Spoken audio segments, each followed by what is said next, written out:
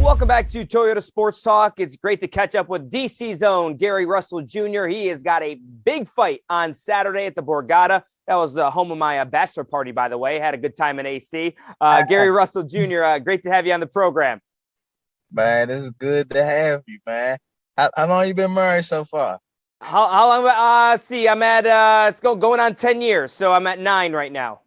Oh, man, I got you beat. I'm at 10 years right All now. right, love it. Yeah, Borgata's a great place, and you got a big fight. How you feeling about Saturday?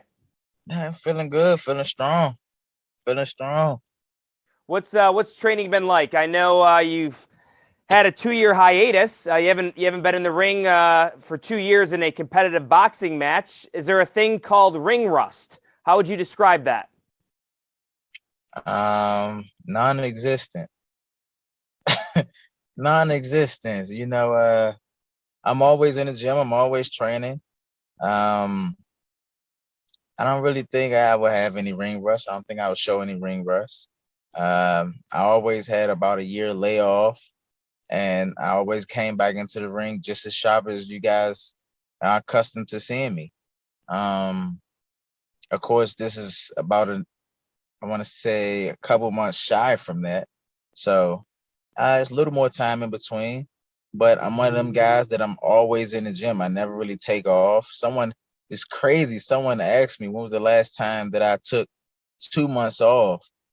Um, and I told him probably when I was about maybe 4 or 5 years old. And that was probably before I started boxing, so I don't know. This fight in particular, you're up against Mark Magsayo.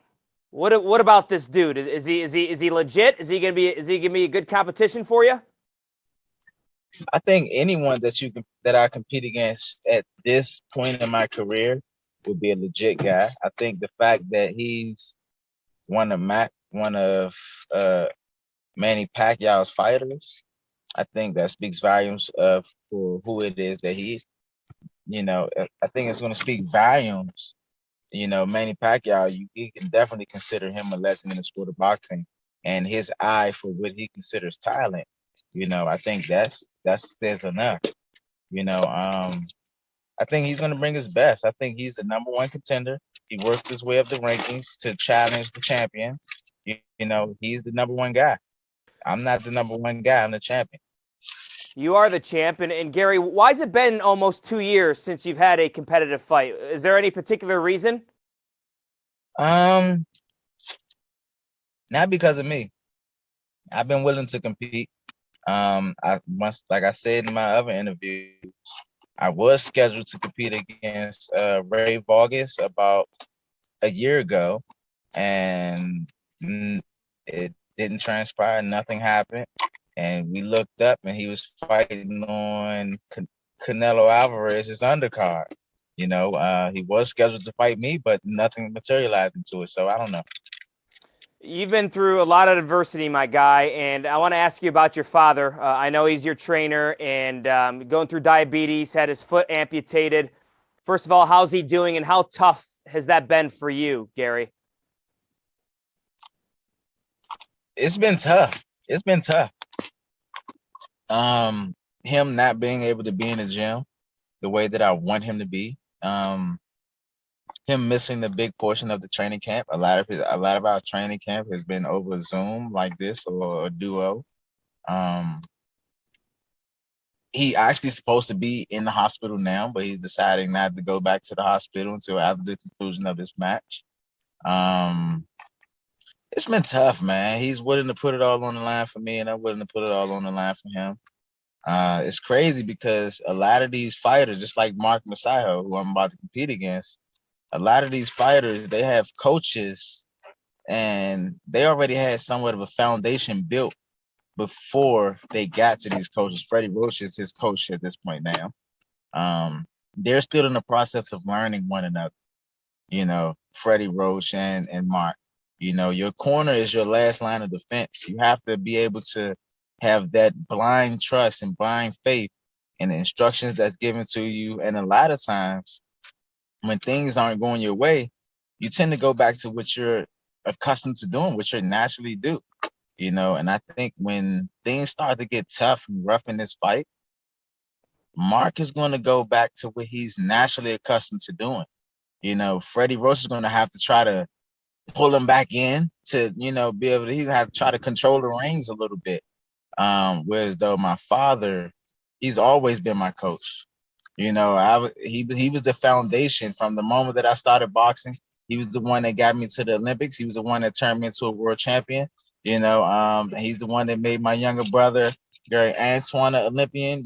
So that foundation has been built, man. So it's been definitely been a little difficult with him being a little in and out of the gym, but it's gonna make the end result, it's gonna be much better. The reward is gonna be much better at the end.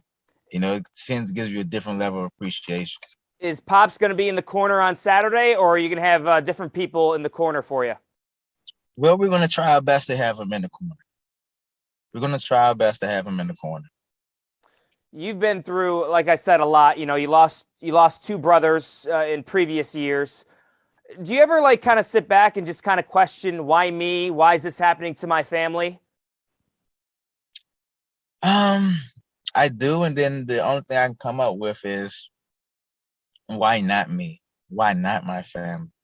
I don't know anyone else that can cover for me. I don't know anyone else that has the mental capacity to be able to deal with all of this stuff and still be able to maintain a level of mental toughness and resilience to keep pushing.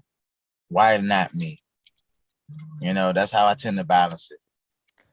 And just listening to you, I feel like you draw strength. Do you draw strength from kind of the obstacles and the adversity? You have to. My fuel comes from my babies. I got 6 younger ones. I got 6 little ones. I got 6 little ones, and I'd rather live by example.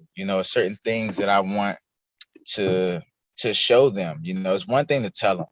It's another thing to actually be able to live by example and actually show them, okay, well, I seen Dad go through this form of adversity. How is he dealing with it? I see how he dealt with it. Okay, this is going to be it's one thing for it to be instilled into them. It's different, so to have that template, to have that blueprint to actually go by and look at, why not? I've always been one of those guys that if something's going wrong, hey, and I'm gonna let you know a secret. Even if my wife is pissing me off, guess what?